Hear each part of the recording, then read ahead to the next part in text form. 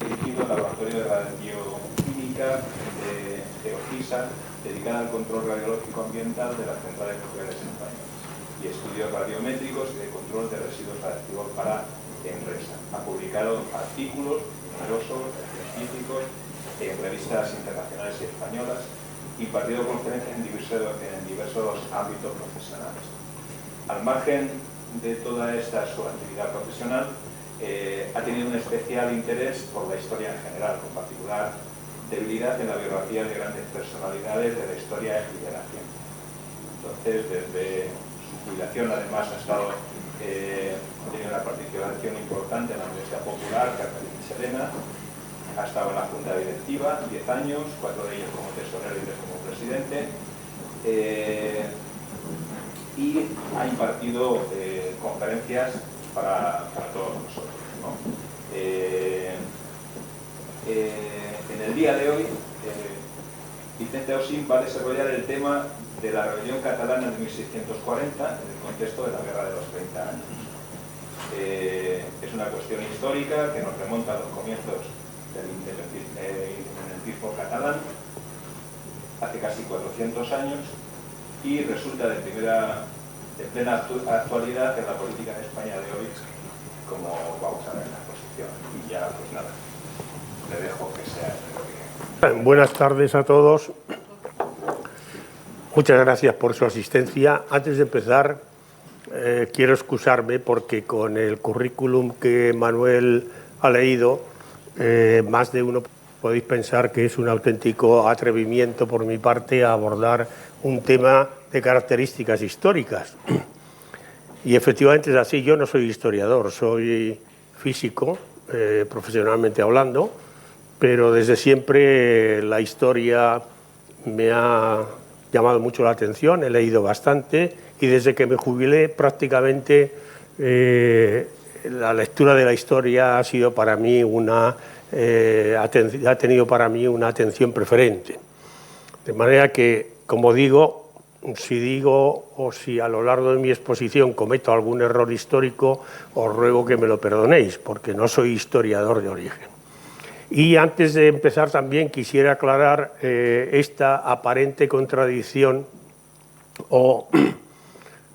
temporal que hay en esta doble figura de la presentación, donde tenéis aquí a Pau Clarís, la figura de Pau Clarís, que es el líder, digamos, de la rebelión catalana de 1640, y a la izquierda he puesto la bandera estelada de los independentistas catalanes, pero evidentemente hay un anacronismo total entre estas dos imágenes, porque esta bandera estelada no aparece hasta principios de 1900. Luego hay una separación de 250 años entre esas dos imágenes.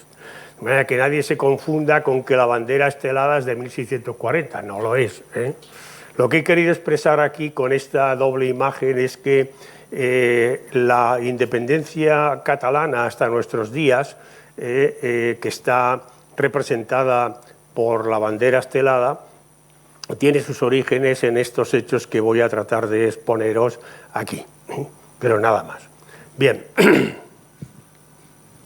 todos los que estáis aquí supongo que conocéis que el Día Nacional de Cataluña es el 11 de septiembre, una fecha en la que los catalanes celebran una derrota, no una victoria.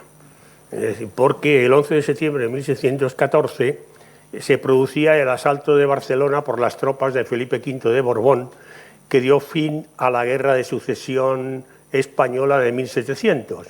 De tal manera que en ese momento, muerto ya el último Austria, Carlos II, sin descendencia, pues distintas coronas europeas se disputaban la descendencia o la sucesión en la corona de España. Los dos contendientes principales eran Felipe V de Borbón, nieto de Luis XIV, el Rey Sol, y por parte de los Habsburgo, el archiduque Carlos de Austria. Esa guerra duró varios años y al final, pues este 11 de septiembre de 1614, las tropas de Felipe V consiguieron entrar en Barcelona. Desde ese momento, perdón, no desde ese momento, desde hace bastantes años, los catalanes, sobre todo el sector independentista, celebran esa fecha, la Diada, el Día Nacional de Cataluña, rememorando esa derrota. Aquí a la izquierda tenéis la figura de Rafael Casanova, que era el presidente de la Generalitat de Cataluña en estos momentos en que Felipe V asaltaba la ciudad de Barcelona. Y esta es una imagen reciente, pues evidentemente con la bandera estelada en uno de los 11 de septiembre sucesivos que se han ido sucediendo. Para muchos esto casi plantearía que la rebelión catalana o el independentismo catalán procede de estos hechos, pero no. Hay un hecho anterior que es el que vamos a relatar aquí, que es el de la rebelión catalana de 1640, que se produce, empieza en ese año y dura hasta 1659, dura durante 19 años, cuya figura principal por parte de los catalanes es este señor que tenéis aquí a la izquierda, Pau Clarís, del que hablaremos dentro de un momento, y por parte española tenemos como protagonista al conde duque de Olivares, en este famoso cuadro de Velázquez, que era en aquellos momentos, digamos, el máximo gobernante de España bajo el reinado de Felipe IV. Pero entre estos hechos y los recientes ha habido también una serie de hitos del independentismo, no voy a citarlos todos, pero voy a citar los más recientes, porque es importante situarnos en el tiempo sobre cómo hay una continuidad del independentismo catalán desde hace siglos. Aquí os he puesto la figura de Lluís Companys y de Azaña, rememorando que en octubre de 1934 se produce la proclamación del Estado catalán por parte de Lluís Companys dentro de la República Federal Española. Es decir, que en 1934, que la República Española estaba gobernada por la CEDA, con Gil Robles al frente, Lluís Companys se atreve a declarar o a proclamar el Estado catalán dentro de lo que él llamaba una República Federal Española, que era un invento suyo, porque no existía esa República Federal Española, estaba la República Española sin más. Eso le costó a Lluís Companys ir a la cárcel, lo detuvieron evidentemente y se fue a la cárcel, y estuvo 2 años en la cárcel hasta que en 1936 Manuel Azaña, ya dentro de la Guerra Civil Española, lo indultó. Posteriormente también me ha parecido interesante recordar que en 1960 hay una protesta catalanista de un joven Jordi Pujol, no este que aparece aquí ya mayor, esta es una foto reciente, sino un joven Jordi Pujol que ante Franco y en el Palacio de la Música, en el Palau de la Música de Barcelona, había un acto musical en el que asistía Franco y entonces Pujol tuvo el atrevimiento, con unos cuantos jóvenes que le acompañaban, de levantarse y cantar el himno de Segadors mientras lanzaban una serie de octavillas al patio de butacas. Evidentemente, pues también fue detenido, le condenaron a 6 años de cárcel, pero luego por los buenos oficios de unos y otros solo cumplió 2 años de cárcel. Pero eso le situó a Jordi Pujol como un auténtico líder del independentismo catalán en aquellos momentos. Estamos hablando de 1960, todavía quedaban 15 años para que muriese Franco, pero cuando a partir de 1980 muere Tarradellas y Jordi Pujol evidentemente accede a la presidencia de la Generalitat, tuvo la Generalitat en sus manos durante 20 años y durante esos 20 años Jordi Pujol hizo un trabajo de preparación de la independencia de Cataluña muy importante, de manera que aunque hoy por hoy sea Puigdemont el señor que se lleva, digamos, todos los honores del independentismo, Puigdemont no es más que un hijo de todo lo que hizo Jordi Pujol. Aquí os he puesto también la imagen esta, la última que todos recordáis, del 27 de octubre del 2017, en que Puigdemont, entonces presidente de la Generalitat, hizo la declaración unilateral de la independencia de Cataluña, siendo Mariano Rajoy presidente. Bien, con eso he querido rápidamente daros una imagen de que el independentismo catalán viene de muy lejos y periódicamente, a veces tarda 50 años, pero otros tarda 40 en volver a reaparecer. Es decir, que después de 40 años de dictadura de Franco, pues vuelve, como durante la República Española, vuelve el independentismo a estar en primera línea, y estos días, pues, todos tenéis en las noticias, tanto en televisión como en los periódicos, la dichosa ley de amnistía, que no sabemos a dónde irá, pero que tiene también sus orígenes en todos estos hechos. Bien, en esta conferencia vamos a tratar de explicar este episodio fundamental de la rebelión de 1640, y es un hecho muy importante porque fue la única vez que Cataluña se separó de España y estuvo durante 19 años bajo la soberanía francesa de Luis XIII, el antecesor de Luis XIV, el Rey Sol. Fue además uno de los diversos episodios de enfrentamiento entre dos figuras capitales de la política europea de aquella época, el conde duque de Olivares por parte de España y el cardenal Richelieu por parte de Francia. Y tuvo como consecuencia la pérdida definitiva de los territorios del Rosellón y la Cerdaña, además de la cesión a Francia del sur de los Países Bajos, toda la zona de Arras y parte de la Picardía, y además provocó la separación de Portugal y ahondó de manera profunda en la declaración y la ruina del Imperio Español. Bien,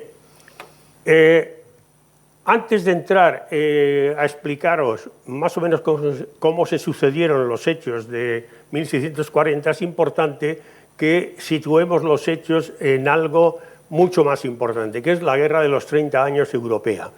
La Guerra de los 30 años es un enfrentamiento de todos contra todos entre 1618 y 1648. Durante esos 30 años, prácticamente todos los países europeos, sin excepción, estuvieron en guerra unos contra otros, hasta llegar a desangrarse totalmente y dejar a Europa totalmente arruinada y agotada. Esta guerra de los 30 años venía de alguna manera cociéndose porque en toda Europa se habían ido implantando la religión reformista, la religión luterana, desde 1517, en que Lutero lanza las 117 tesis en la iglesia de Wittenberg.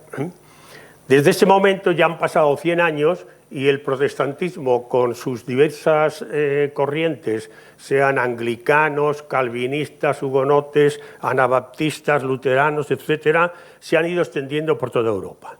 En este mapa, que es un poco representativo de lo que va a suceder con la Guerra de los 30 años, se representan en color marrón los territorios de los Habsburgos, que se dividen en dos ramas principales.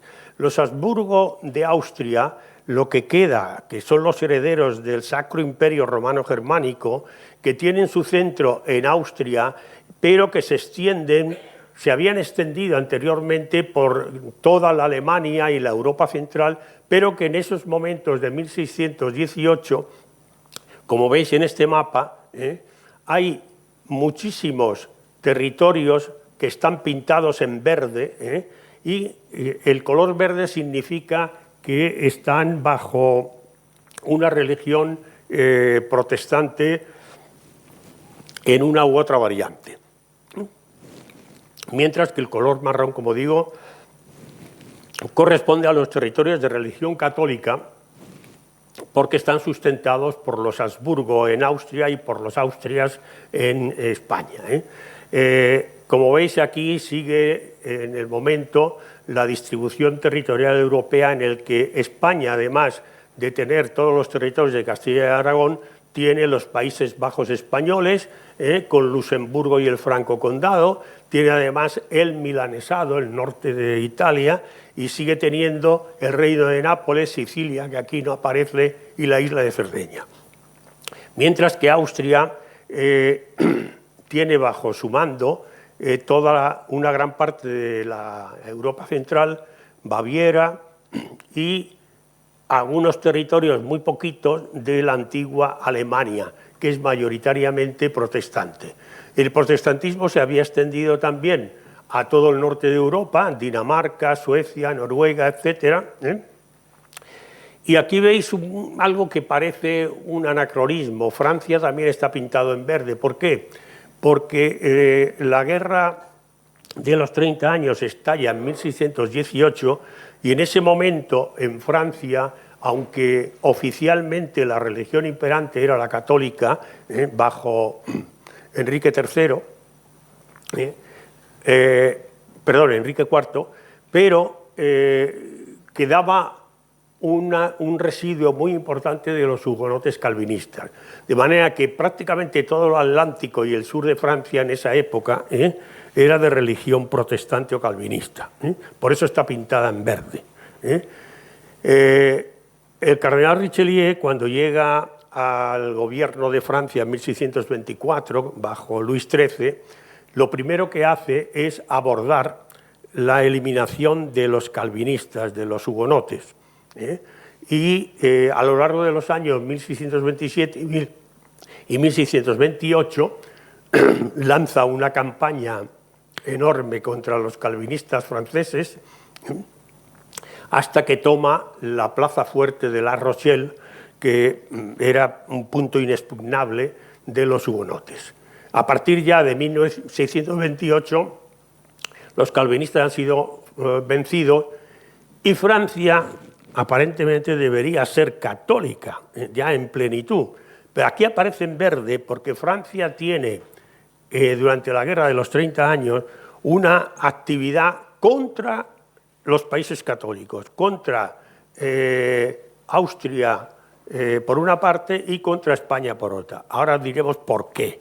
Es decir, que el cardenal Richelieu, a pesar de ser un cardenal católico y tener la religión católica como única y preponderante en Francia, en la Guerra de los 30 años se sitúa al lado de los protestantes.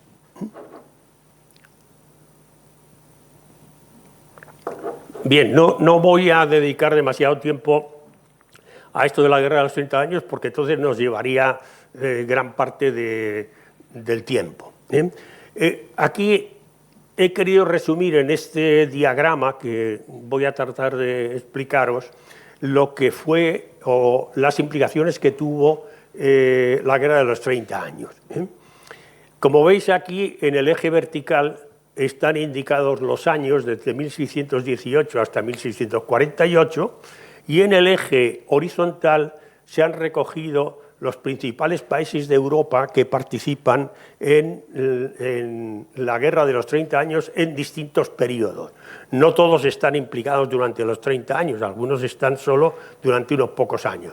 Entonces, los que están aquí figuran en la columna en negro o en gris son los que defienden la religión católica o defienden al emperador de Austria, que entonces era Rodolfo II, mientras que los que están en rojo y en rosita son los que luchan contra el emperador, o sea, contra el emperador de Austria o contra el Imperio Español.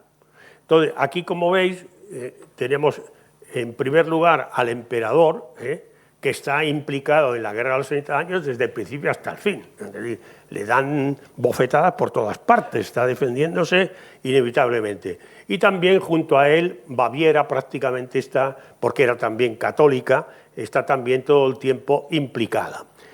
Y tiene una participación muy importante Holanda, los Países Bajos flamencos, la zona norte, lo que se llamaban las Provincias Unidas, tiene también una participación importante durante toda la Guerra de los 30 años y sobre todo desde 1624 hasta 1632. Esa es la época en la que se implican más los holandeses. Al mismo tiempo, Dinamarca tiene durante esos 5 años una implicación muy fuerte porque el rey de Dinamarca hace una invasión desde Dinamarca hacia Alemania y barre prácticamente todos los territorios alemanes de religión católica.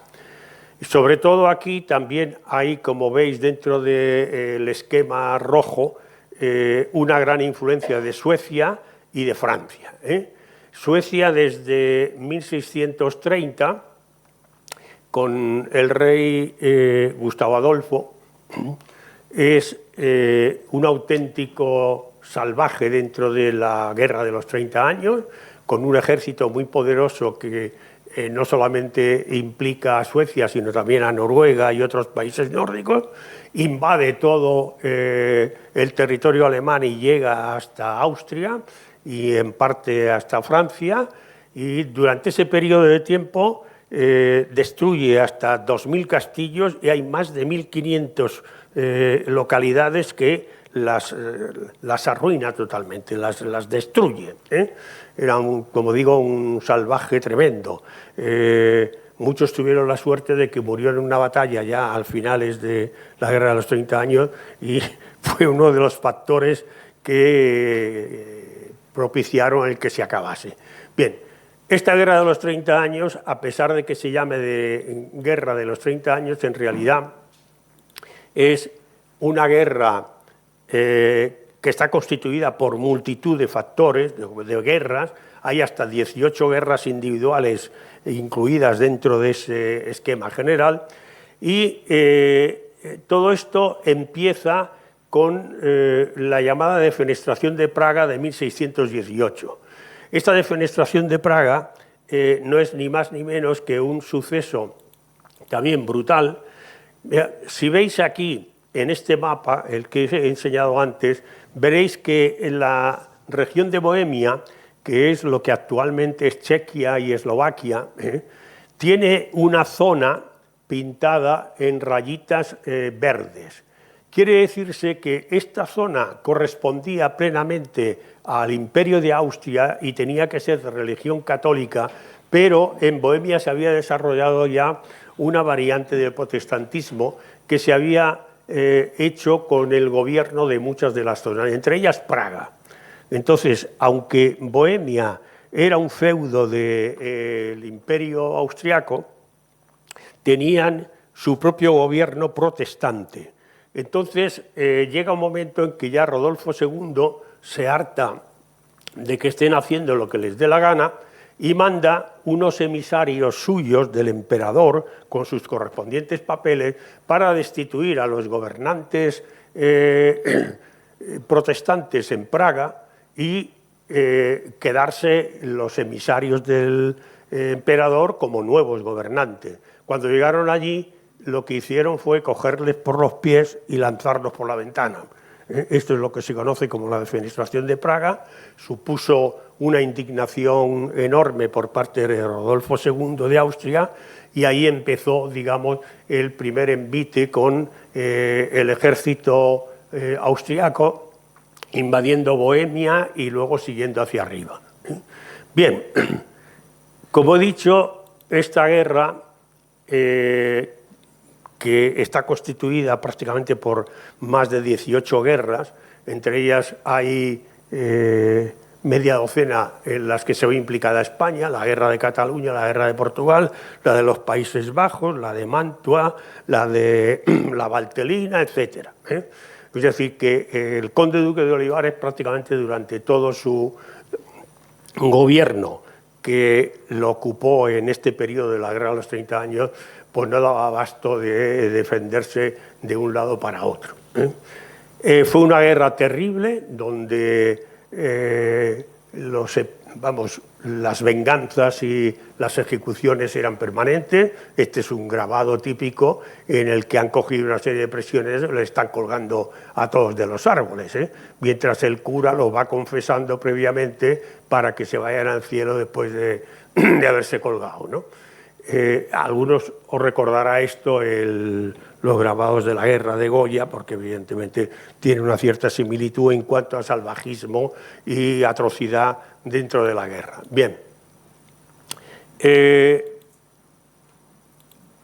después de esos 30 años la población media del Sacro Imperio Romano Germánico se había reducido en un 30%. Y en Alemania, en lo que constituían toda la serie de principados de Alemania, hubo zonas en las que la población había bajado casi un 50%. Fue, además de ese destrozo de la población, fue una auténtica ruina para todos, de tal manera que llegó un momento en que ya estaban todos tan agotados que no tenían ni dinero ni hombres para pelearse. Casi podríamos decir que no les quedaban ni balas para disparar. De manera que hacia 1644, 4 años antes del 48, empezó ya a hablarse de paz. El tema era tan complicado y convocaba a tantos interesados en los repartos territoriales correspondientes, porque hay que tener en cuenta que esta guerra de los 30 años, aunque en primer lugar es una guerra de religión, en el fondo era una guerra territorial.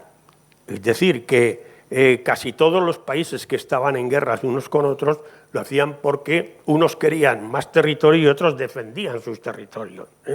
Y había también en el fondo una pelea por ver quién se hacía con la hegemonía europea.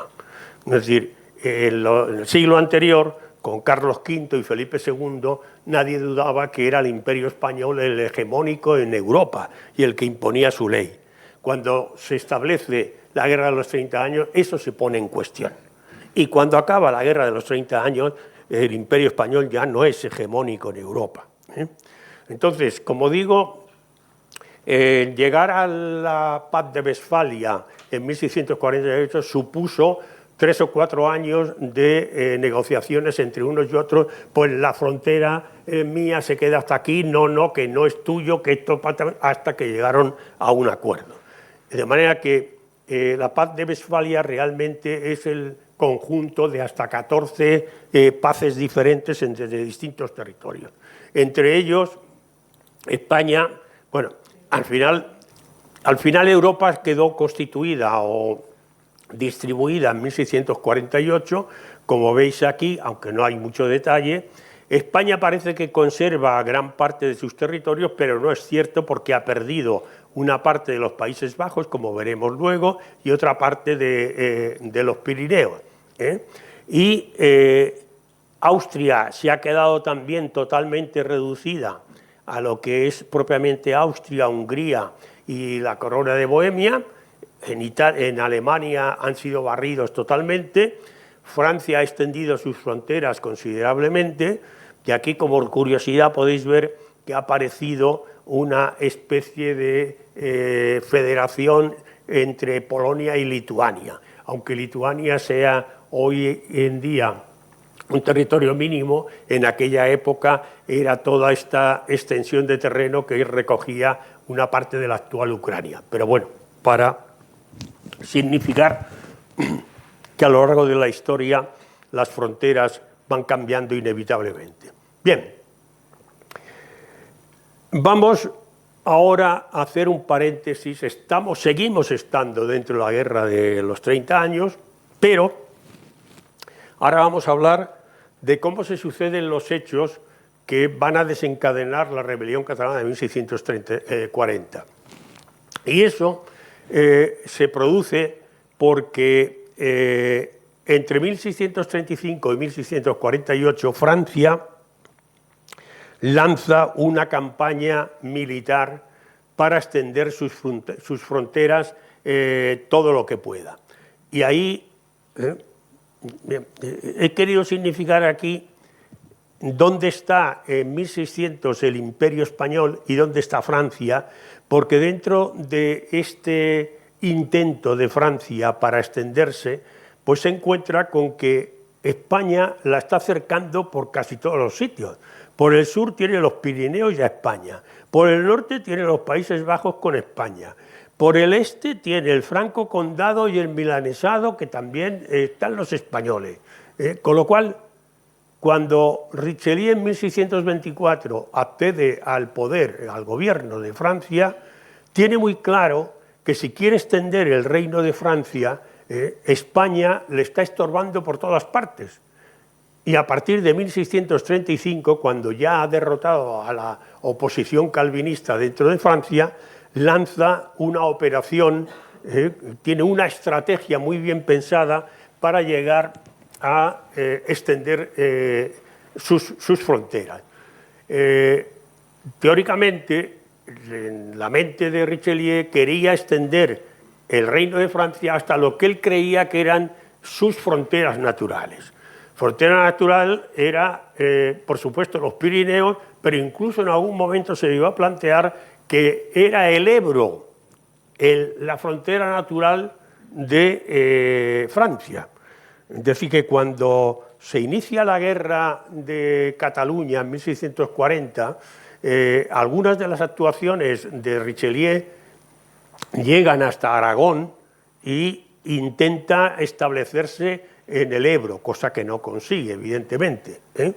Incluso por el lado oriental, el lado este de Francia, las aspiraciones de Richelieu eran llegar hasta la orilla izquierda del Rin, es decir, comerse prácticamente todos los Países Bajos. Es decir, por aquí iría el Rin, pues todo esto quería que él decía que era la frontera natural de Francia y aspiraba a llegar ahí. Bueno, entonces, ¿qué hace Richelieu para invadir todo eso? Bueno, lo primero, aquí tenéis un esquema muy reducido de lo que eran los Países Bajos. Los Países Bajos en ese momento están divididos en dos grandes zonas. La zona en verde aquí es lo que se llama las Provincias Unidas, que estaban bajo un gobierno protestante, calvinista. Lo que todos hemos oído hablar de los tercios españoles en Flandes, etcétera, pues estaban luchando contra toda esta zona verde. Y los Países Bajos españoles en aquellos momentos era toda esta parte amarilla, la parte esta color calabaza y todo esto, ¿no? Esta parte calabaza, que es la que Francia, después de la guerra con España, conseguirá incorporar a su reino. No consiguen llegar hasta el Rin, evidentemente, y queda toda esta parte que luego será la actual Bélgica, con Bruselas, aquí veis la capital de Bruselas, y Amberes, etc. Bien.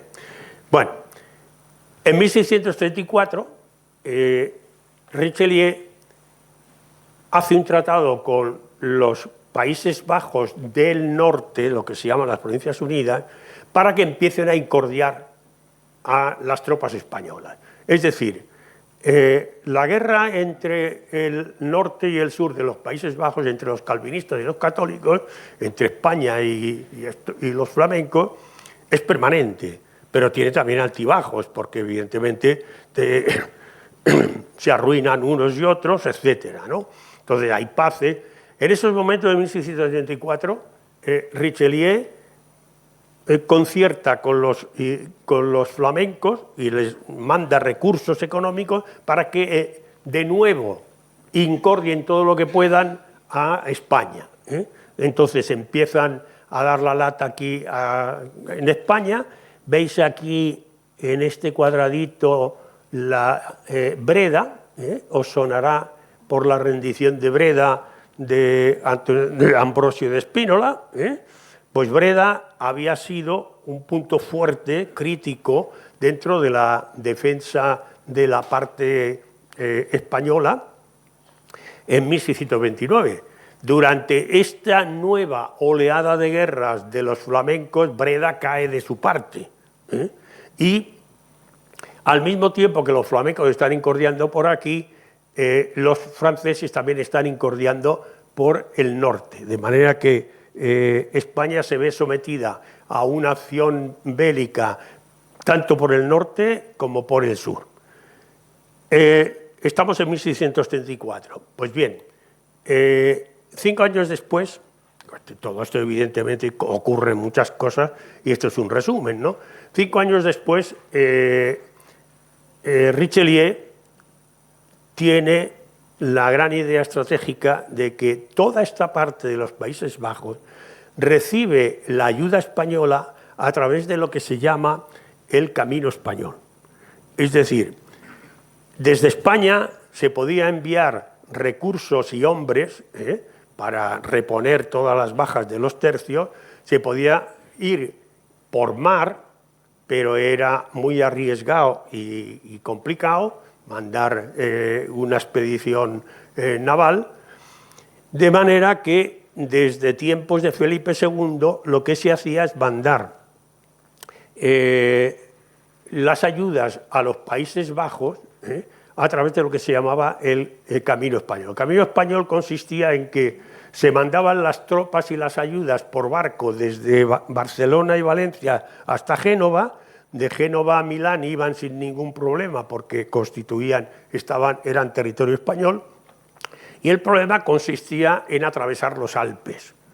Para atravesar los Alpes se aprovechaba una serie de caminos, aquí están representados 3 de ellos, y hay 2 zonas en esta parte de los Alpes suizos, uno que se llama la Valtelina, que correspondía al Ducado de Saboya en aquellos momentos y que empezaba a ser mayoritariamente protestante. Y otro, en esta parte más a la derecha, en la actual Suiza, que era la zona de los llamados grisones. Los dos,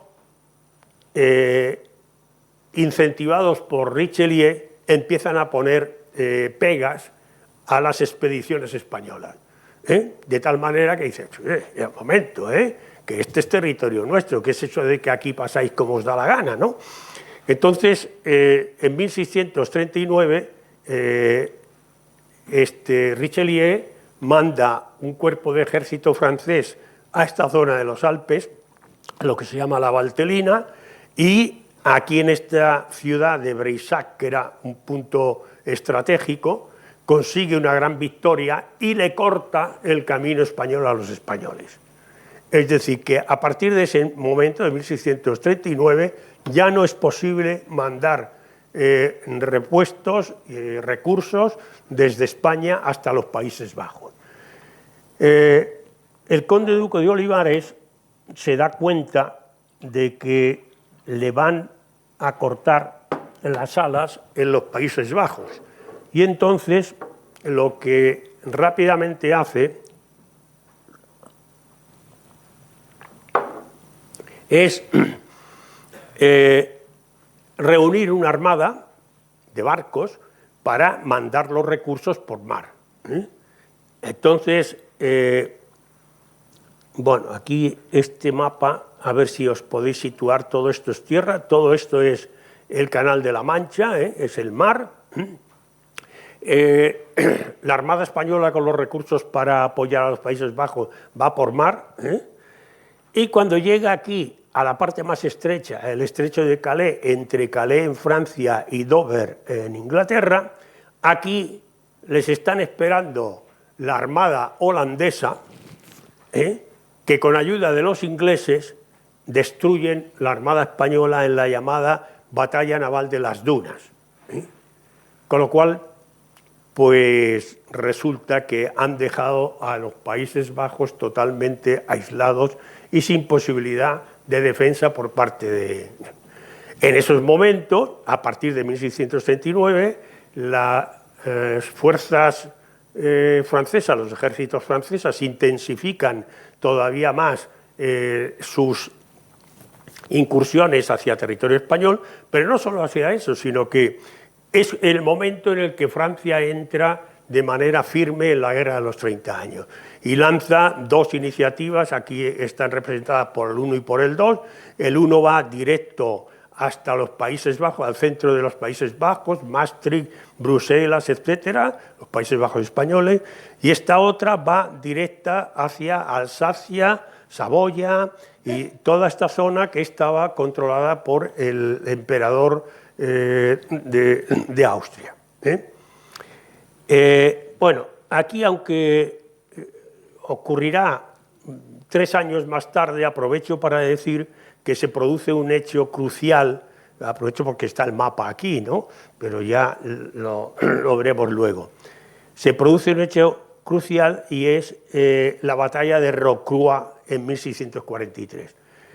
Como los tercios españoles están, digamos, constreñidos por todas partes, atacados por todas partes, se van defendiendo como pueden y entonces en un momento determinado, ya desesperados, se hacen fuertes en Rocroi, es decir, deciden reunirse todos o gran parte de ellos en Rocroi para defenderse lo mejor que pueden.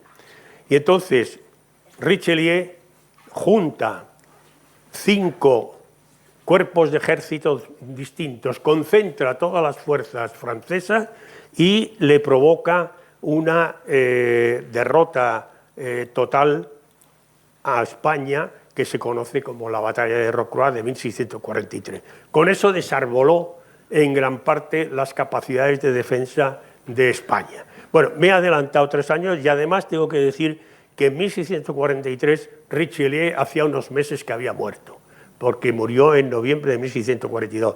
Pero todo el diseño de la batalla de Rocroi y la organización de los ejércitos bajo el duque de Enghien fue, iba a decir inventado, no, fue diseñado por Richelieu, de manera que, aunque él ya había muerto, esto fue consecuencia de su estrategia política del momento.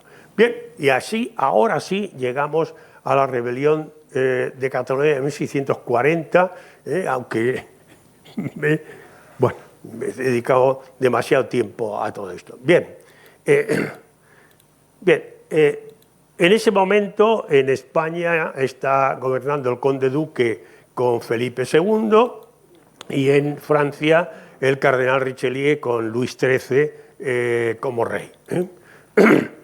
Y este es el mapa de Francia y aquí he señalado en rojo toda la zona de los Países Bajos y la zona del Rosellón y la Cerdaña en el norte de Cataluña, en la parte de los Pirineos orientales.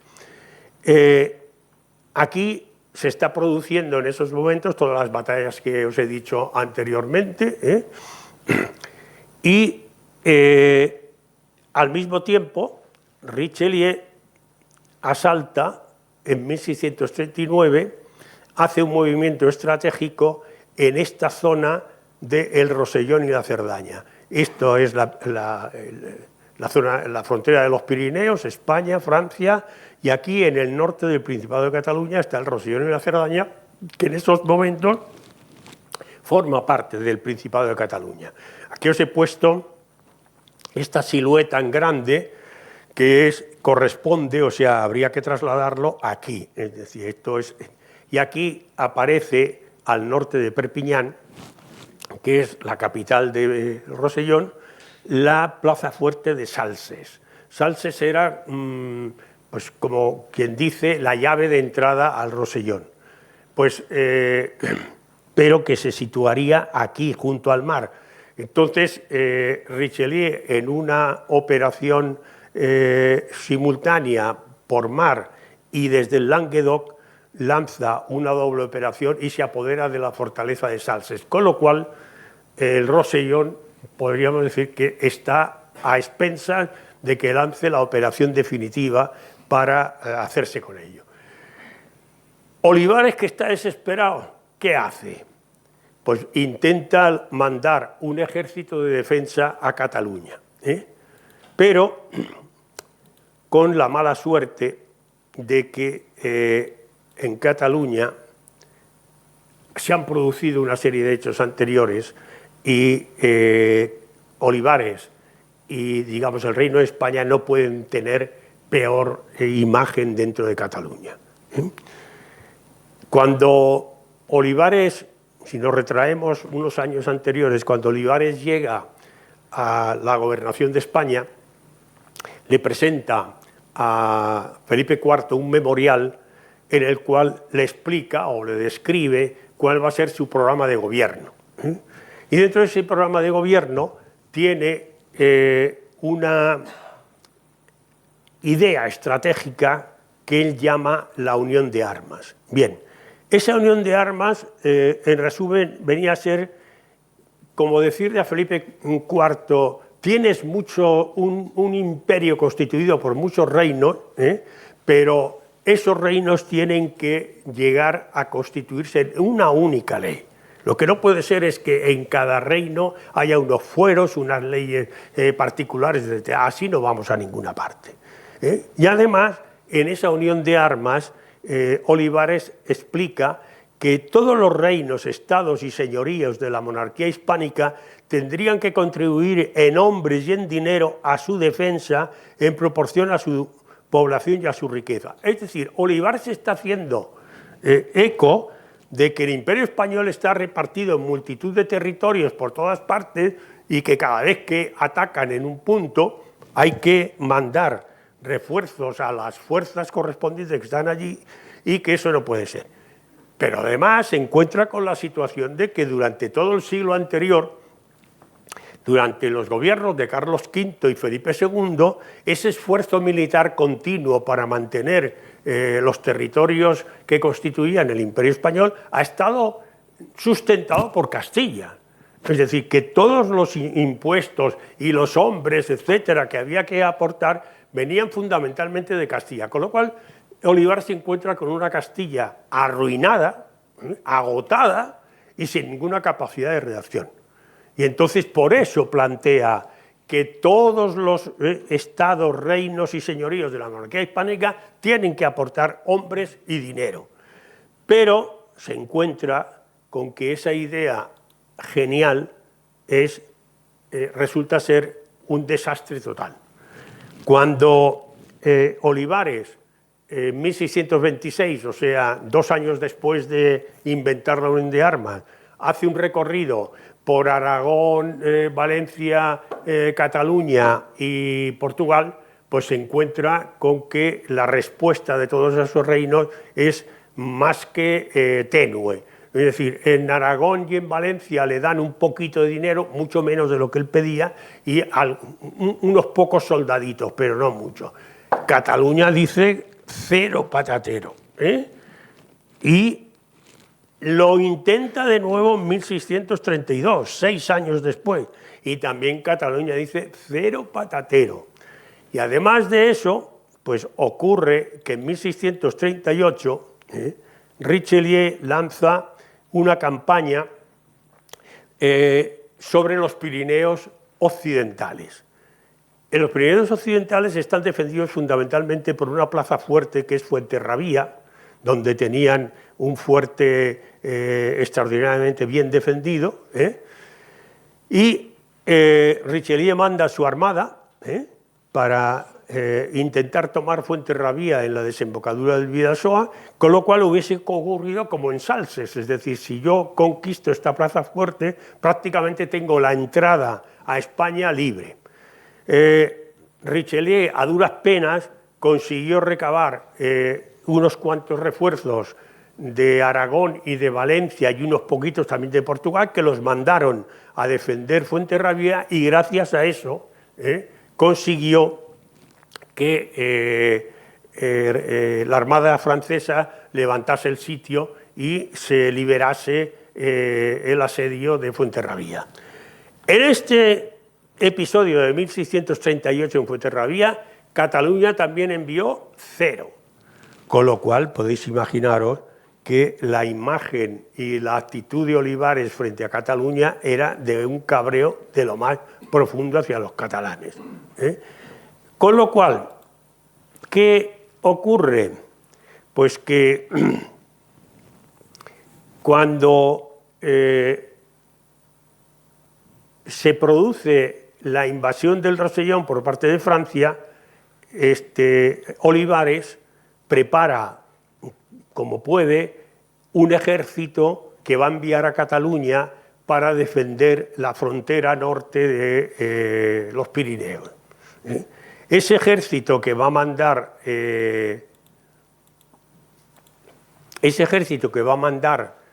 Olivares, para ese ejército, les pide a la Generalitat de Cataluña que aporten 6.000 hombres, porque lo que está planteando Olivares es decir, señores, han invadido la zona norte de su territorio, de su principado, vamos a defenderlo.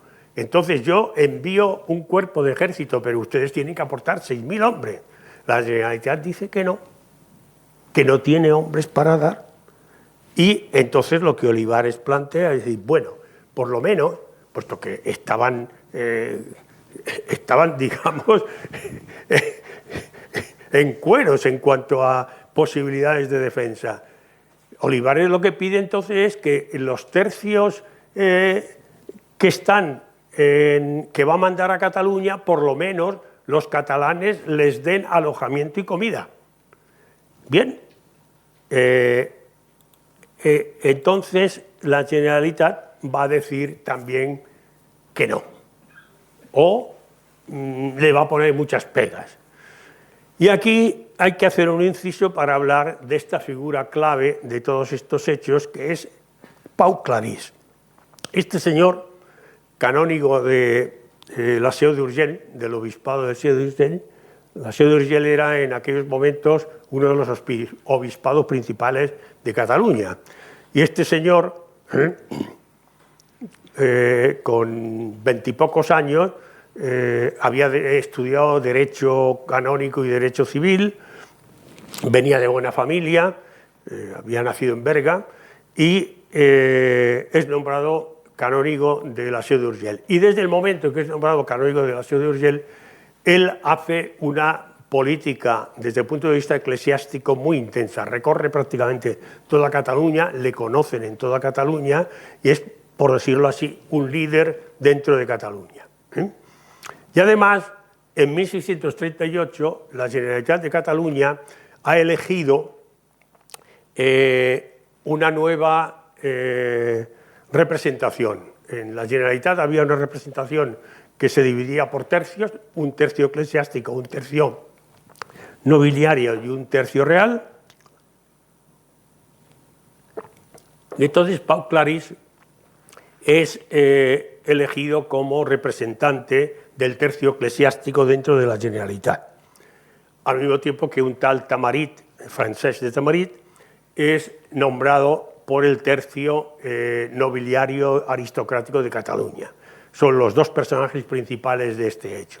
Bien, pues entonces cuando Olivares está enviando el ejército a Cataluña, el líder de la Generalitat prácticamente es este señor. Y es el que también es verdad que los tercios españoles cuando llegan allí y creen que les van a dar alojamiento y comida y se la niegan en los pueblos, pues entonces se agarran un cabreo monumental y ocurren hechos indeseables. En Palafrugell, uno de los pueblos de Gerona, porque estaban sustentados fundamentalmente en Gerona, que es la provincia cercana al Rosellón, donde se establecía la disputa con los franceses. Pues bien, en Palafrugell los tercios españoles arrasan el pueblo, con lo cual se produce una rebelión popular, es decir, los del pueblo no podían soportar que viniesen allí unos soldados y tal. Y la prédica, por decirlo así, de Pau Clarís es que Castilla, que el Imperio Español les está asaltando, les está invadiendo Cataluña. Así que lo que se les transmite al pueblo no es que Olivares ha enviado un ejército para pelear contra los franceses y evitar que se hagan con el Rosellón y la Real. No, el mensaje que se les envía es que les están invadiendo, hay un ejército invasor. Con lo cual, eso unido a un estado de rebeldía que se está cociendo por parte de los campesinos, de los rabasaires, de los campesinos catalanes, pues provoca una rebelión social tremenda en todo el campo, persiguen a los tercios. En ese momento, entonces, el que es virrey de Cataluña por parte de Olivares, conde de Santa Coloma, manda encarcelar a Tamarit, que es el conseller de la parte nobiliaria, y manda a vigilar a Pau Clarís. Pero la rebelión popular sigue adelante, hasta el punto de que consiguen que los tercios, que se sienten ya totalmente inseguros, intentan huir hacia la costa, los dispersan totalmente, y en ese momento la clase popular, ese levantamiento popular que se produce en todo el campo catalán, se dirige a Barcelona. Y a principios de 1640 van hacia Barcelona, en abril llegan a Barcelona, les abren, no les abren las puertas, es que invaden Barcelona, porque el virrey de Santa Coloma, el conde de Santa Coloma, virrey de Cataluña, le pide a Pau Clarís que ponga en marcha sus fuerzas y evite que todos esos entren en Barcelona. Pau Clarís no hace ni caso. Entran todos en Barcelona y allí se produce una masacre tremenda. Pero no solo liberan a Tamarit, que estaba preso, y no solamente asaltan esas fuerzas a los representantes reales allí, sino que van ya contra todos. Las casas nobles lo arrasan todo, etc. Y esto es en el mes de en el mes de mayo de 1640, y a principios de junio es la festividad del Corpus. Y en esa festividad del Corpus siempre, todos los años, los campesinos catalanes iban mayoritariamente a Barcelona a que les contratasen para la campaña de siega del verano. Entonces, dentro de ese movimiento revolucionario popular, coincide con la llegada de los segadores a Barcelona. Y entonces ya se produce lo que se conoce como el Corpus de Sangre, porque en ese momento todos los segadores que se unen también a los obreros, por decirlo así, de la propia Barcelona. Barcelona tenía una población de artesanos y obreros importante que también estaban en la miseria como todo el resto del campesinado. Entonces todos juntos atacan a todo el mundo, se produce, como digo, una sangría tremenda, lo que se conoce como el Corpus de Sang, de 1640, y van a por el virrey, por el conde de Santa Coloma. Santa Coloma, en esta imagen que parece del tebeo, lo veis aquí, intenta escapar por mar, pero lo detienen en la playa, lo asesinan, y a partir de ahí ya se ha abierto la guerra sin reservas. Olivares hace algún movimiento intentando calmar la situación, pero ya la situación ha llegado a tal extremo que las demandas de reunirse con la Generalitat y llegar a un acuerdo y tal no son atendidas.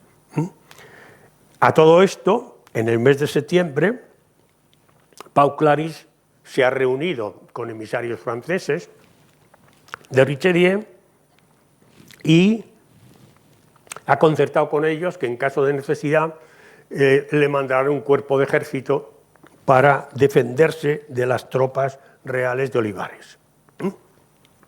Entonces, este es el llamado Pacto de Ceret de septiembre de 1640, y en el otoño de 1640 Pau Clarís se enfrenta ya claramente con Olivares, de tal manera que Olivares llega a la conclusión de que Cataluña se ha arrojado a una rebelión igual a la de los flamencos en los Países Bajos. Aquello no tiene vuelta atrás. El movimiento siguiente de Olivares, todos eran movimientos desesperados porque es que no tenía más salida, es recuperar un cuerpo de ejército que tenía destacado en Portugal, al mando del marqués de los Vélez para que llegue a Cataluña y ponga orden, porque ya en Cataluña se han declarado, digamos, independientes o que no obedecen a las órdenes reales un montón de poblaciones, Lérida, Tarragona, Tortosa, etcétera, ¿no? Al mismo tiempo, en todo ese, desde el otoño de 1640, Pau Clarís ha abierto los puertos de Barcelona a los barcos franceses, de manera que los barcos franceses ya circulan por la costa catalana como les da la gana. Entonces, en ese nuevo movimiento, en ese momento Olivares intenta forzar a que Portugal envíe refuerzos y dinero para defender Cataluña. Y se encuentra con algo que no había previsto ni en sueños, y es que se rebela Portugal. Ya venía desde anterior un movimiento de rebeldía importante en Portugal, que también había sido apoyado desde años atrás por Richelieu. Y entonces se encuentra con que en Portugal no hay defensa posible y se declara la independencia. Digamos que Portugal recupera su independencia anterior y nombran como nuevo rey al duque de Braganza, que inaugura la dinastía de los Braganza en Portugal. Podríamos decir que al conde duque de Olivares solo le hubiese faltado montar un circo y le hubiesen crecido los enanos, porque es que no le salía una a derechas.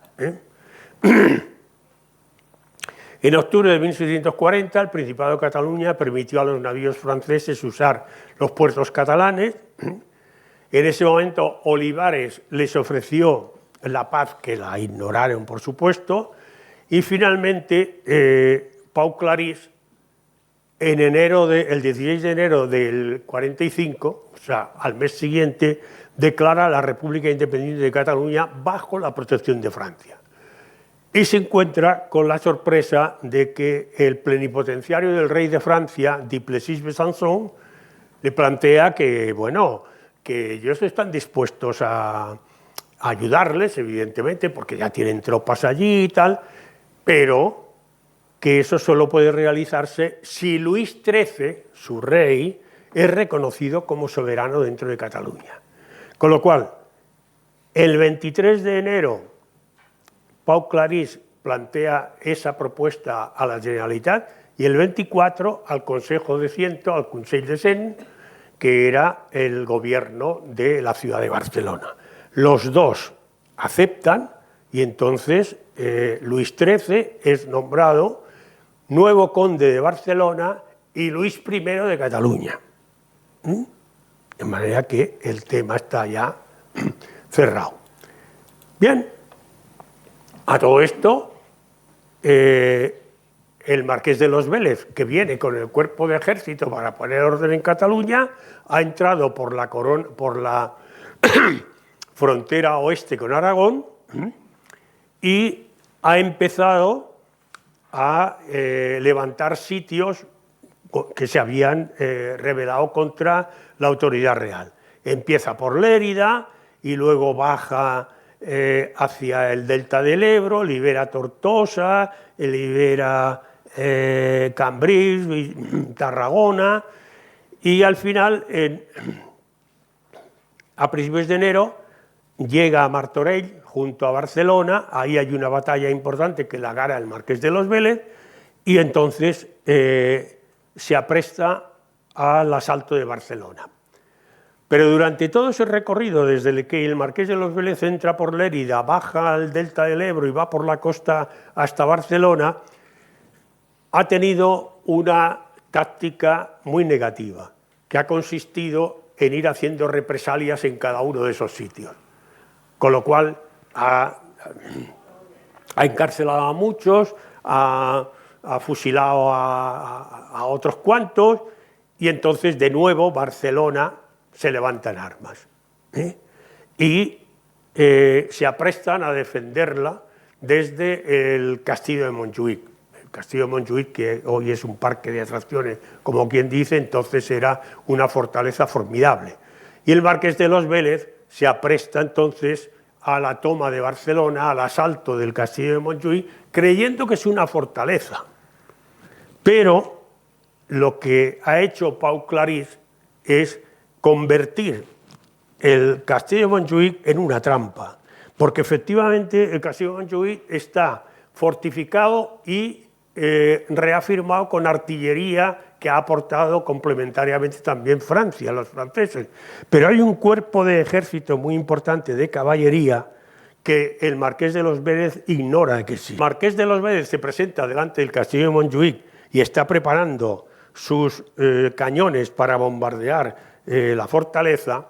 Se encuentra con que hay un ejército de caballería que baja por la ladera, los atropella, los arrolla y los pone y los dispersa prácticamente sin remedio. Con lo cual, esta es la famosa batalla de Montjuïc del 26 de enero de 1641, que es un hecho decisivo en esa independencia de Cataluña. Ocurre además que al mes siguiente de estos hechos, pues muere Pau Claris. ¡Qué mala suerte! Algunos dirán, como en otras muertes estratégicas de la historia, porque lo ha matado Olivares, pero no es cierto. Pau Claris tenía una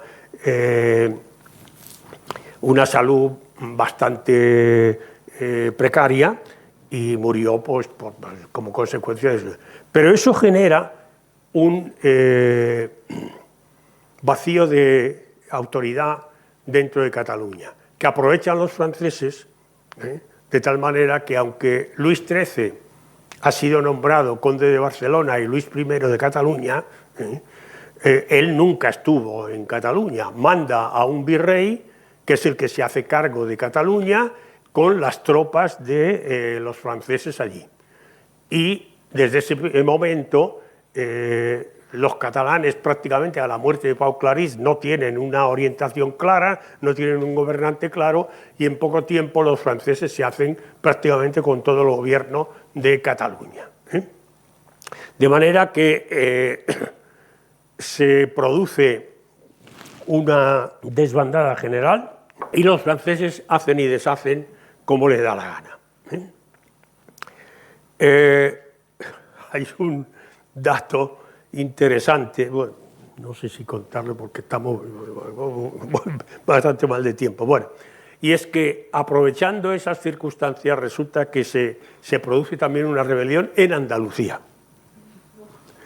El duque de Medina Sidonia, que como todos sabéis pues era una autoridad máxima dentro de Andalucía, el duque de Medina Sidonia se alía con el marqués de Ayamonte y declaran la independencia de Andalucía. Por si éramos pocos, parió la abuela. Con la pretensión de hacer que Andalucía sea un estado independiente, de manera que Olivares es que ya no sabe a dónde asistir. Cataluña por un lado, Andalucía por el otro, me están naciendo los enanos por todas partes. Bueno, a todo esto, Richelieu muere en noviembre de 1642, un año después. Y eso cambia las cosas. Le sustituye el cardenal Mazarino, pero la muerte de Richelieu no es solo la muerte de un personaje clave, sino que además Richelieu, con toda su serie de guerras por el norte, por el sur, por el este y por el oeste, ha arruinado a Francia. Y entonces el cardenal Mazarino, que le sucede en el gobierno de Francia, intenta poner orden. Pero es que a los pocos meses, en mayo de 1643, muere también Luis XIII. Y su sucesor, Luis XIV, es en aquellos momentos un muchachito joven que no puede gobernar todavía, de manera que es la viuda de Luis XIII, junto con el cardenal Mazarino, el que hacen lo que pueden, pero no están en disposición, digamos, de afrontar una guerra importante. Lo mismo le ocurre a Olivares. Olivares tiene conflictos en los Países Bajos, conflictos en Italia y este conflicto en Portugal, que se le ha revelado y tal. De manera que en estos momentos es cuando ocurre la batalla de Rocroi, que hemos dicho antes, y eso hace que en septiembre de 1641, todavía viviendo Richelieu, hay una embajada catalana que se presenta ante Richelieu y este les pregunta: ¿venís como particulares o como representantes de un pueblo libre? Y la embajada catalana contesta: no, no, señor, venimos como vasallos, como vasallos. Y que el estado de autoridad de Cataluña en aquellos momentos, muerto ya Pau Clarís, era de absoluta obediencia hacia Francia. La experiencia catalana con los franceses pues no fue muy buena. Cataluña se encontró siendo el campo de batalla de la guerra entre Francia y España y, irónicamente, los catalanes padecieron la situación que durante tantas décadas habían intentado evitar. Tuvieron que sufragar el pago de un ejército, que ahora el ejército francés, no quisieron pagar el alimento de los tercios españoles, pues ahora tenían que pagar a un ejército francés allí sin decir nada. Y la política francesa respecto a Cataluña estaba dominada por la táctica militar y el propósito de atacar, además de la propia Cataluña, también a los territorios de Aragón y Valencia. En realidad, Richelieu tenía como objetivo situar el Ebro como frontera sur de Francia, no los Pirineos, sino el Ebro. No lo consiguió, pero era ese su sentido. Bien, Luis XIII nombró entonces un virrey francés y llenó la administración catalana de conocidos profranceses. Los mercaderes franceses comenzaron a competir con los locales, favorecidos aquellos por el gobierno francés, que convirtió a Cataluña en un nuevo mercado para Francia.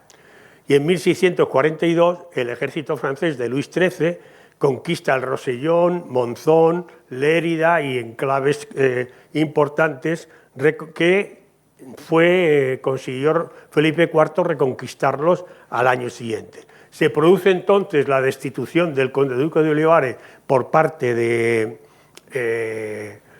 Felipe IV, y le sucede un sobrino suyo, que es el Marqués de los Vélez, y llegamos entonces a 1648, que habéis visto antes, que es cuando se firma la Paz de Westfalia.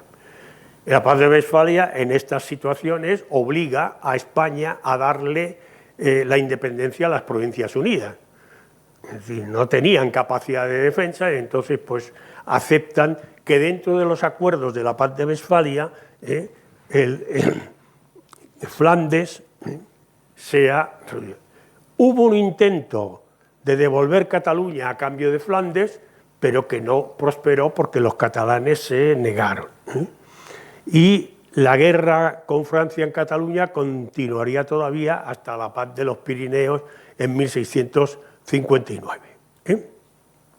Bueno, este es una imagen en que veis a estos orondos y satisfechos holandeses celebrando la Paz de Münster de 1648, que formaba parte de los acuerdos de la Paz de Westfalia, el momento en el que España les dejó ya en libertad. Bueno, en 1659, por el Tratado de los Pirineos, Cataluña vuelve finalmente a la soberanía española, pero perdiendo evidentemente toda la parte del Rosellón que había, perdiendo toda la parte del Rosellón y la Cerdanya. Estos son los firmantes. Este es un cuadro famoso de la Paz de los Pirineos de 1659, que puso término a la independencia de Cataluña después de 19 años. Recordad que esto había empezado en 1640, pues dura hasta 1659. Aquí tenéis a la figura de Felipe IV y a la de... Este ya es Luis XIV, porque ya Luis XIII había muerto en aquellos momentos, y aquí detrás está la infanta que se ha concertado dentro de los acuerdos de la paz de los Pirineos, será la prometida del próximo rey. La prometida. Aquí veis el reparto territorial tras el Tratado de los Pirineos, toda la parte sur de los Países Bajos que se la anexiona Francia, y este trocito también, y toda esta parte de... bueno, aquí voy a ir un poco rápido en esto, porque... Causas de la rebelión catalana de 1640, pues primeramente la percepción política de Olivares sobre la situación española y europea.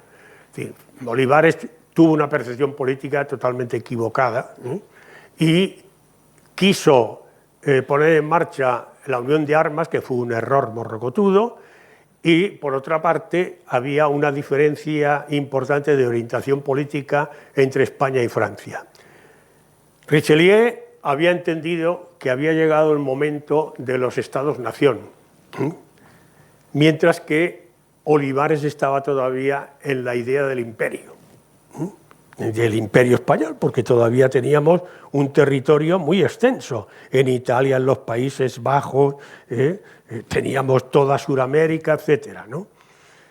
Y ahí pues se equivocó. Por otra parte, las relaciones entre Castilla y Cataluña desde hacía mucho tiempo habían sido una incomprensión recíproca. Cataluña nunca se aproximó a Castilla, ni siquiera en los tiempos de Fernando el Católico. Siempre hubo diferencias importantes y nunca hubo un feeling entre ellos. Y hay dos aspectos importantes que quiero destacar en todo esto. Una es la revuelta social, que es la cara oculta de la rebelión catalana de 1640. La revuelta catalana mostró desde el comienzo una realidad social oculta en Cataluña. La revolución, que había empezado como un movimiento para liberar Cataluña de la dominación de Castilla, en aquellos momentos no se hablaba de España. Para los catalanes existía Castilla, no España, y ellos se sentían como dominados por Castilla y querían liberarse de Castilla. Y este impulso de liberación tenía claros matices de revolución social que amenazaba con someter a la aristocracia y el poder de los ricos a la voluntad del pueblo. Es decir, que el Corpus de Sang, que hemos dicho antes, cuando matan al virrey de Cataluña, el conde de Santa Coloma, y toda esta revuelta general, es una revuelta social del pueblo, y no lo era solo contra Castilla, contra el ejército real, lo era contra toda la aristocracia y los nobles catalanes. El odio del pobre por el del rico, de la población rural desocupada contra el terrateniente burgués o aristócrata, salieron a la superficie durante la segunda mitad de 1640. Pero Pau Clarís y los gobernantes catalanes, muy ayudados por el sector eclesiástico, consiguieron que esa rebelión social se transformase en una rebelión contra Castilla, contra Olivares, contra el ejército real. Pau Clarís, que es el líder de la rebelión catalana de 1640, era canónigo de la sede de Urgell y consejero de la Generalitat por el brazo eclesiástico. Y él fue quien decidió llamar al ejército francés de Richelieu para enfrentarse al de Olivares, y quien accedió a que Luis XIII de Francia fuese nombrado como nuevo conde de Barcelona y Luis I de Cataluña. Además, cuando el pueblo catalán se rebeló contra los tercios extranjeros que maltrataron a la población, y lo hacían también enardecidos por la predicación de los curas y frailes de Cataluña, que les decían que luchar contra el impío conde-duque, que era un meapilas, pero ellos le llamaban el impío conde-duque, que luchar contra el impío conde-duque era servir a Dios, y era Eso lo decían en proclamas y panfletos de sacerdotes que circulaban por todo el Principado.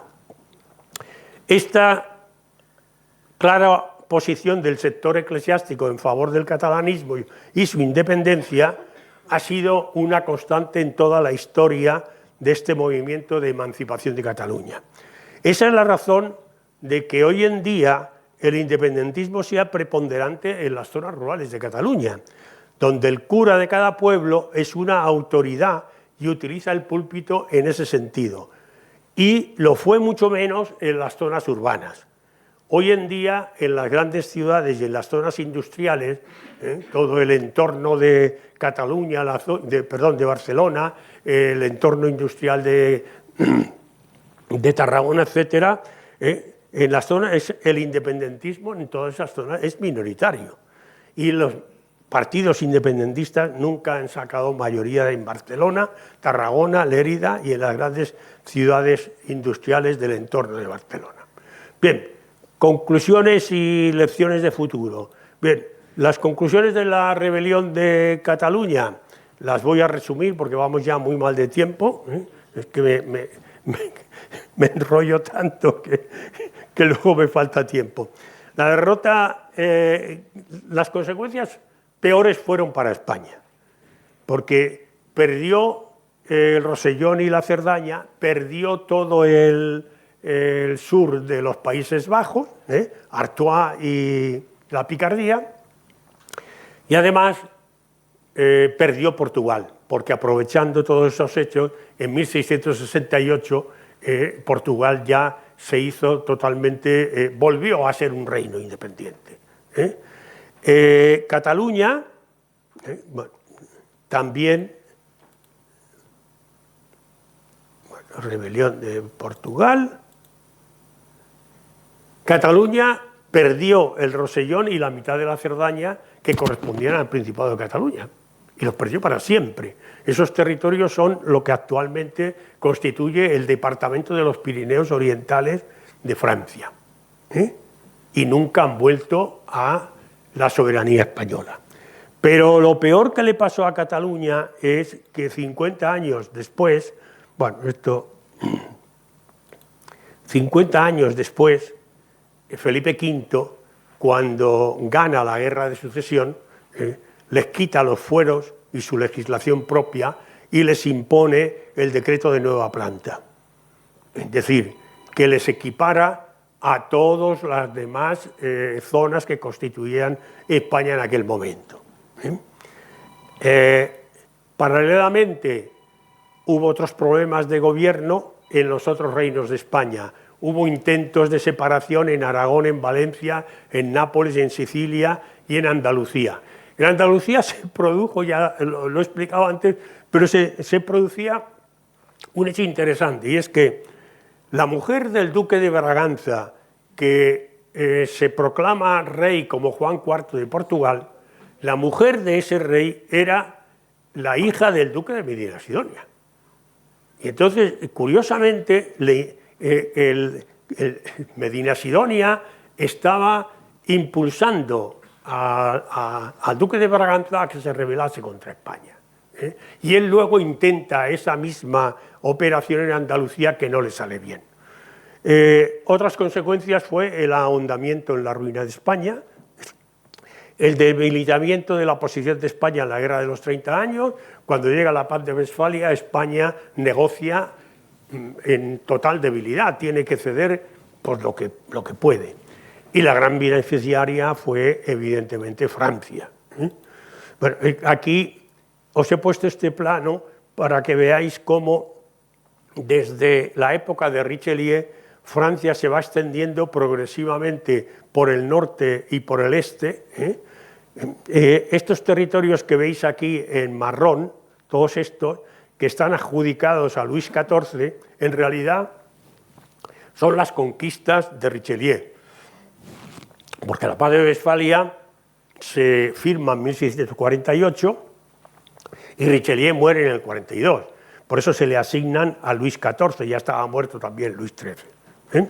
Bueno, y ya acabamos con un pequeño apunte sobre el nacionalismo identitario de Cataluña a día de hoy.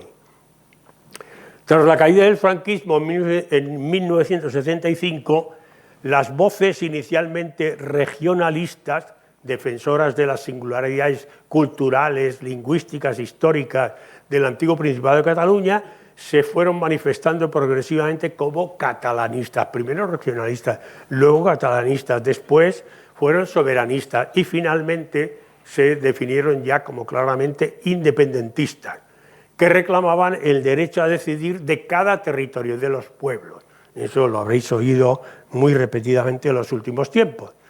Y el movimiento, en cualquiera de sus expresiones, se declaraba como nacionalismo identitario, en contraposición al nacionalismo constituyente propio del Reino de España actual. España se declara como reino, como un reino con una constitución, que es la que apoyan o apoyamos todos los ciudadanos españoles. Cataluña no reclaman una constitución propia, se declaran como nacionalistas, como una nación propia, identitario. Históricamente puede verse que todos los nacionalismos identitarios a la larga conducen a reclamar la independencia y el nacionalismo catalán no es una excepción. Esa fue la línea de actuación de Jordi Pujol desde el primer mandato en 1980. La estrategia política de construcción nacional, con una obsesión permanente de crear estructuras de Estado propias de Cataluña. Primero con el idioma, luego prohibiendo casi el catalán. Recordaréis la época en la que se llegó a prohibir rotular los negocios en castellano, todos tenían que estar rotulados en catalán, luego eso ya se fue difuminando un poco, y todo eso se empezó a llevar a cabo pensando que en el momento más conveniente se intentaría acceder a la independencia. Realmente durante los años de Jordi Pujol, él no consideró que en ningún momento la situación política de Cataluña le permitiese llegar a esto, pero sí fue finalmente Puigdemont en octubre del 2017 el que proclamaría de manera unilateral la independencia de Cataluña. Pero como habéis visto, lo que he intentado hacer a lo largo de mi exposición es rememorar hechos históricos de 350 años antes en el que ya todas estas cosas se estaban apuntando. A pesar de que en el último siglo se puede decir que ha habido un cambio muy importante en la situación de España y de Cataluña, porque ha habido fuertes cambios demográficos con una inmigración importante que ha cambiado la configuración social de Cataluña. Ha habido también un gran acercamiento social y económico entre Cataluña y el resto de España. Ha habido la integración en la Unión Europea y la interdependencia de los estados occidentales con la ONU, la OTAN, el Consejo Europeo, y además han irrumpido en los últimos años una gran cantidad de problemas globales, entre los cuales está el cambio climático, la inteligencia artificial. Todos estos problemas globales que exigirían una atención prioritaria en estos momentos de todos los países, y España también, pues todo eso a los independentistas catalanes se la trae al fresco. Ellos lo único que hacen es reclamar su independencia, y parece que no han llegado a entender que la situación, como tampoco han llegado a entender que no tienen una mayoría electoral amplia. Prácticamente Cataluña está a día de hoy rota por la mitad en cuanto a independentistas y no independentistas, aunque dice que últimamente los independentistas están de baja, y tampoco han llegado a entender que el capital, los grandes negocios, no están por la labor. Y cuando Puigdemont en el 2017 declara la independencia de Cataluña, pues hubo una fuga de multitud de negocios fuera de Cataluña porque no se sentían jurídicamente seguros. Podríamos hablar también de cómo se ha jugado con la historia, y que centrarnos todos los años en la diada del 11 de septiembre, echar la vista atrás hasta 1714 para hablarnos de enfrentamientos seculares mal resueltos, es un ejercicio de desorientación que no se puede aceptar. Nos sobran apologías históricas y también las del imperio o de las dinastías reinantes. Es decir, tan fuera de tiempo está reclamar 1714 en Cataluña como hablar del imperio español y todas estas cosas que ya pasaron.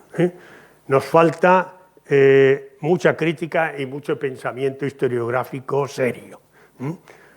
Las tradiciones inventadas siempre son, en definitiva, una mezcla de hechos que son innegables solo en un marco interpretativo nacionalista para creyentes.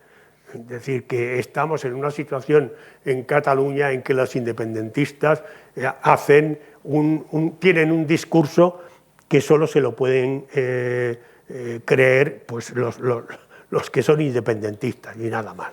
En conclusión, el independentismo catalán de hoy podría considerarse como el resultado de un cóctel nacionalista hecho de victimismo histórico, egoísmo económico y narcisismo supremacista, con unas gotas de xenofobia. Y nuestro inmediato futuro nos permitirá ver si de verdad la debatida ley de amnistía que está ahora mismo en plena actualidad ha servido para pasar de la confrontación a la política. Y si somos capaces de superar con el diálogo y la racionalización las tendencias independentistas del complejo entramado territorial de España. Vamos a ver si es posible en la España del siglo XXI de pasar de la conllevancia, en palabras de Ortega y Gasset, a la convivencia. Muchas gracias por vuestra paciencia.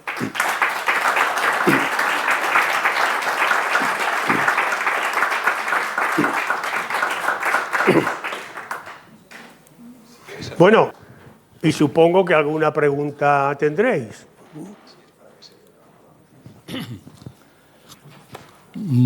Buenas noches. Mi nombre es Antonio Martínez Ovejero y soy técnico como usted, no tan bueno, soy ingeniero de sistemas y soy también doctor en historia.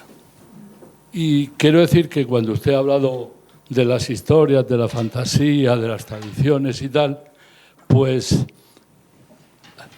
cuando yo le he oído, pues tengo la impresión, se lo resumo con todo el respeto. No se oye. Ah.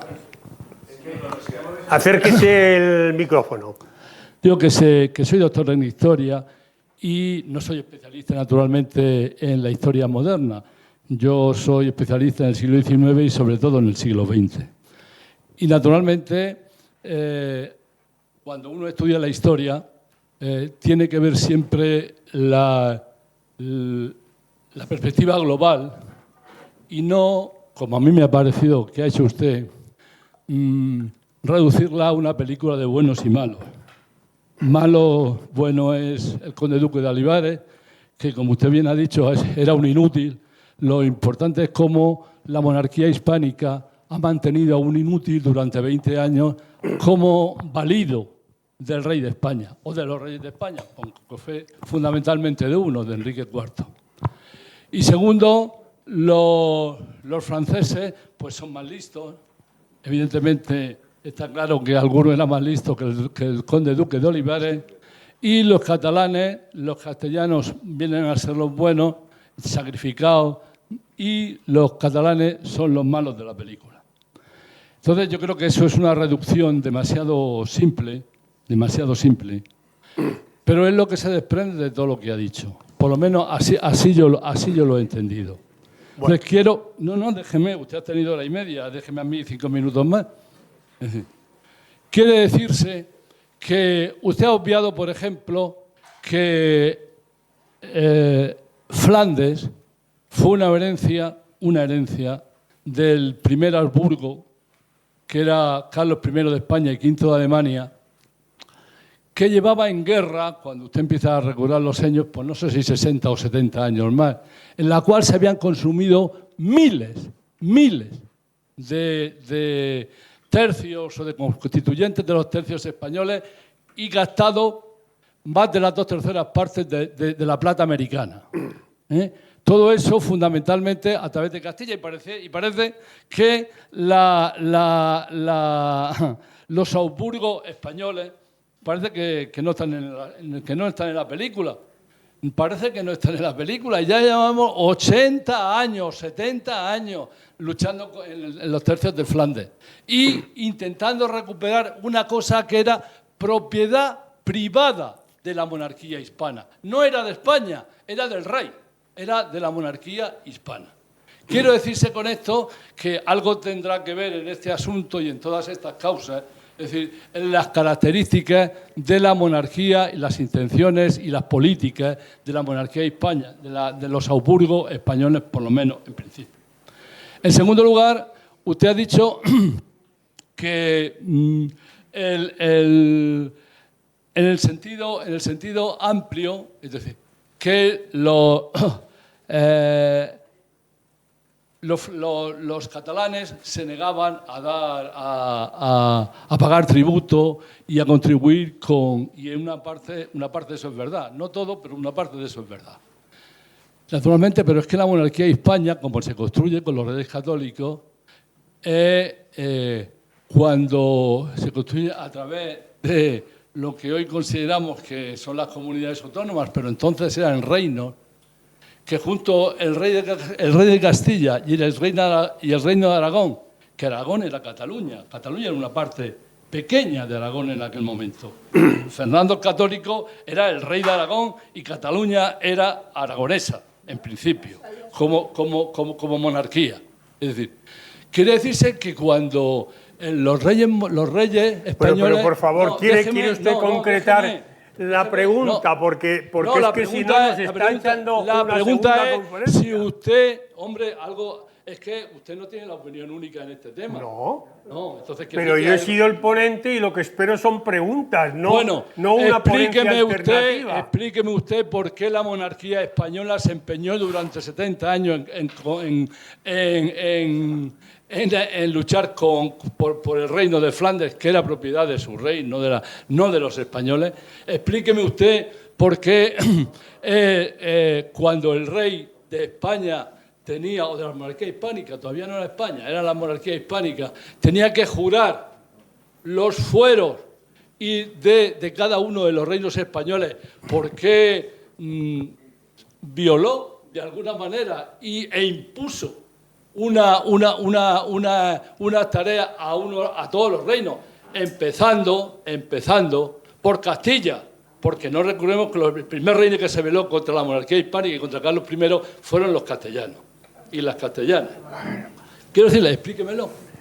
Vamos a ver, porque ha metido usted muchas cosas ahí. Sé que en el tiempo que hay, y me he extendido más de lo que quería, para exponer un tema, se quedan muchos detalles en el tintero. Yo he dicho en esta conferencia, está grabado, que Castilla ya había sido arruinada totalmente por Carlos V y Felipe II durante todo ese tiempo. Es decir, que, sí, durante un siglo entero. Ya lo he dicho. He dicho también que Olivares comete el gran error de lanzar su idea genial de la unión de armas, en la cual decía: esto no puede ser un conjunto de reinos, esto es un reino solo en el que todos tienen que apoyar, y cuando ataquen a uno, todos tienen que aportar. Lo he dicho. Y he dicho cómo en 1626 y 1632 el conde duque de Olivares, acompañado por Felipe IV, se acerca a las Cortes de Aragón, de Valencia y de Cataluña, y les pide ayuda. Aragón le da un poquito, mucho menos de lo que le pedía, Valencia igualmente, y Cataluña se niega en redondo, porque cada uno, aunque dice usted muy bien que era el reino de Aragón, pero el reino de Aragón tenía unas cortes diferenciadas, tenía las Cortes de Aragón, las Cortes de Valencia y las Cortes de Cataluña. ¿De Barcelona? Sí, que sí. Entonces, eso creo que lo he dejado meridianamente claro, que Olivares se equivoca cuando hace ese planteamiento. Pero no nos olvidemos también que he dicho que lo que ocurre en 1640 es que la llegada de los ejércitos reales a Cataluña es para defender el territorio de Cataluña, el Rosellón y la Cerdaña, que se los había quitado Francia. Y a pesar de eso, lo que hace Pau Clarís y toda la Generalitat, y luego le apoyan todos los curas en los pueblos, es decir, que el ejército real es un ejército de ocupación de Cataluña. La historia de la culpa también es de los curas, me había olvidado. Yo lo he dicho, creo. Mejor repartir culpa. Pero lo he dicho en mi exposición. Oye, Vicente, vamos a ver. Después se ha creado una tensión que ya me da no sé qué hablar. Porque yo, ¿Por qué? más que pregunta, te iba a poner un par de cosillas. Pues y pregunta, ya no sé si pregunta. dejarlos para mañana, que vamos a comer juntos, creo. No, pregunta que Te lo tenemos comento tiempo. mañana. Todavía nos queda un cuarto de hora. Bueno, solamente, vamos a ver, en la entrada, en la primera diapositiva, hablaste de una contradicción. Bueno, primero decir que Olivares, el conde duque de Olivares, era un buen político. Sí, sí. Un buen político. Estoy que de se acuerdo. enfrentó, desgraciadamente, a un grandísimo político que fue Richelieu. El que tenga dudas sobre él, que lea la mejor biografía, con diferencia que se ha escrito sobre él, que es la del hispanista Eliot, y no creo que le queden dudas. Sobre la primera diapositiva que pusiste, hablaste de una contradicción y yo había visto otra contradicción. Una contradicción entre la bandera independentista y Pau Clarís. Sí, cronológica. Yo la contradicción que veía es que el título me había gustado mucho, aunque porque la rebelión se enmarca dentro de los La guerra de los 30 30 años, años. aunque también habría que decir que se enmarca dentro de las rebeliones que se dan en diversos países europeos en la época. Sí, sí. Como muestra más simétrica, la de Escocia, que es paralela, absolutamente paralela. Y entonces me sobraba la bandera porque yo no lo enmarco para nada en el movimiento independentista. Yo creo que eso es una visión a posteriori de intentar ver todos los problemas de Castilla y Cataluña, todos los problemas de Cataluña con Castilla, intentarlos ver un sentido independentista que creo que no lo tienen. Desde luego, aquí no. Es mi versión. Bueno, ya no voy a seguir. Si me creo permite. que hay otras causas como el cambio del sistema feudal al capitalismo. Sí, claro. Pero he dicho que en el tiempo de una conferencia no se puede explicar todo. Pero, a ver, me gustaría que entendieses el por qué yo considero que la rebelión catalana de 1640 sí tiene que ver con los movimientos independentistas posteriores. Fíjate que hay una falta de solidaridad de Cataluña con el resto de los reinos españoles permanente. Es decir, que cuando le están pidiendo ayuda porque nos están atacando aquí y allí y en todas partes, Cataluña dice cero, cero, cero. Bueno, vale. Te puede parecer discutible. Eso por una parte. Por otra parte, llega hasta el extremo de que cuando Felipe IV o Olivares manda un ejército a Cataluña para defender la frontera norte, que está defendiendo territorios del Principado, ni siquiera en ese momento se quieren hacer solidarios y partícipes de esa actuación. Desalojan, pero ese ejército es de varios países y que cometen atrocidades. Sí, y no sí, son españoles. efectivamente. La mayoría de ese ejército son de diversos países Sí. mercenarios. Sí, evidentemente.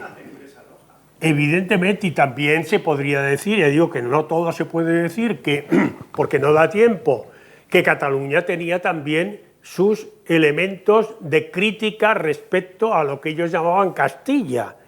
Porque, por ejemplo, todo el negocio con el descubrimiento con la América del Sur, todo ese negocio estaba centrado alrededor de Castilla, porque se consideraban que eran los dueños de aquel descubrimiento, ¿eh? Aunque luego, posteriormente, Felipe V les abre la puerta a negociar ellos también. Pero aunque tengan, digamos, la táctica permanente de Cataluña es quejarse y reclamar, quejarse y reclamar. Y cuando les dan esto, reclaman lo siguiente, y reclaman lo siguiente, y reclaman lo siguiente, ¿eh? Yo estoy seguro de que si Cataluña en estos momentos o dentro de unos años consigue la independencia, que es una hipótesis probable, lo siguiente que harán será reclamar el Rosselló y la Cerdaña, porque les correspondía en sus tiempos. Ya veremos si se lo dan, pero bueno. Y... Se pasa usted. Yo quería preguntar, entre 1714 y 1920, ¿ha habido algún intento de los catalanes? Sí, vamos a ver. En el siglo XIX se produce lo que se llama la Renaixença catalana, que es un movimiento cultural e histórico que en su vertiente política está sustentado por Prat de la Riba, que es el que pone en marcha la Lliga Regionalista. Pero Prat de la Riba no se atreve en ningún momento a plantear la independencia. Sí llega a plantear una cosa interesante, que es la Federación de Estados Ibéricos, dentro del cual se incluiría el Estado catalán, e incluye en esa idea de la Federación de Estados Ibéricos, incluye también a Portugal. Eso, digamos, fue a lo máximo que llegó Prat de la Riba, pero en ningún momento se planteó la independencia. Y en el siglo XVIII no hubo nada, ¿no? No me suena. No, no, porque el siglo XVIII transita, digamos que está dominado por la Guerra de la Independencia, y en esos momentos Cataluña responde, como ya había tenido una experiencia de lo que era pertenecer a Francia durante 19 años, pues en la Guerra de la Independencia Cataluña se alía con el resto de España contra los franceses. Lo primordial era echar a los franceses. Hola, buenas tardes. Mi nombre es Jorge Chevasco. No sé en dónde me he perdido, pero yo toda la vida he sabido que Barcelona era un condado y que todos los territorios adyacentes han sido condados, y que el condado de Barcelona era el más poderoso y unificó prácticamente, y no existía una Cataluña, sino que había una lengua común y que todos estos pertenecían a la Corona de Aragón. Le he oído mencionar el Principado catalán. Yo nunca había escuchado de esto. ¿Usted me puede explicar? Principado de Cataluña. El Principado de Cataluña, sí, y eso, una cosa. Y otra cosa, los catalanes ya en la época de Fernando el Católico ya se habían sublevado, en la época de Carlos V también se habían sublevado, no querían pagar impuestos, entonces eso ha sido algo de siempre. Incluso Carlos V tuvo que establecerse en Barcelona durante una época para tratar de apaciguar todas estas situaciones, ¿no? Y el movimiento del siglo XIX, el movimiento catalán, que fue un movimiento cultural, algo, no sé, independentista, no sé, de tratar de rescatar esa cultura en donde se formó el barrio catalán en Barcelona, que es un poco falso, ¿no? Porque realmente no es un barrio gótico, sino que se trajeron casas de otros lados, se hicieron cosas neogóticas y se presentó el barrio catalán, el barrio gótico, como si que fuese un barrio de la época gótica, pero realmente eso no es así, eso es mentira, ¿no? Entonces, que eso responde a tratar de buscar una identidad de la ciudad, una identidad de Barcelona, ¿no? Bueno, por la pregunta del Principado, muchas gracias. Bueno, no sé exactamente cuál era la pregunta, pero... ¿Por qué no llama principado? Yo siempre sabía que eso era un condado. No. El título era Conde de Barcelona, pero se extendía a todo el Principado de Cataluña. Y había unas cortes catalanas que estaban presididas por la Generalitat y que representaba a toda Cataluña, no el Condado de Barcelona. Y de hecho, ya que se ha referido a Fernando el Católico es el que consigue restituir el Rosellón y la Cerdaña de nuevo a la corona de Aragón, porque con Luis XI de Francia se lo habían arrebatado. Y es Fernando el Católico, hay un tema, el tema que dedicaré a Fernando el Católico en el seminario lo explicaré con más detalle, pero quiero decir que el Rosellón y la Cerdaña son dos zonas que han ido alternativamente de Francia a España, de España a Francia, hasta que ya en los sucesos de 1640 se queda definitivamente como propiedad o soberanía francesa. Actualmente es lo que se conoce como el Departamento de los Pirineos Orientales. Pues muchas gracias a todos por su atención.